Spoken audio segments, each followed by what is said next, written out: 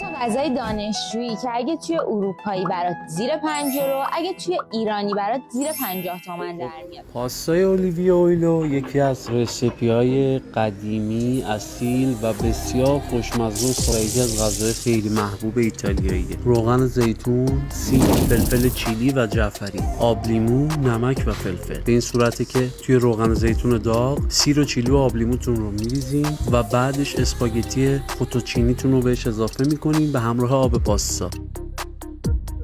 ریزوتو کرم روزیتا، ریزوتو با کرم گل رز تشکیل دهنده کمی که اصلی ترینش برنج ریزوتو ایتالیایی درست میشه. برنج ریزوتوتون رو بشورین توی تابه با کمی کره تفت بدین و آرام آرام بهش آب اضافه کنین و اجازه بدین نرم بشه. وقتی که نرم شد از حرارت برید کنار و از طعمش لذت ببرید.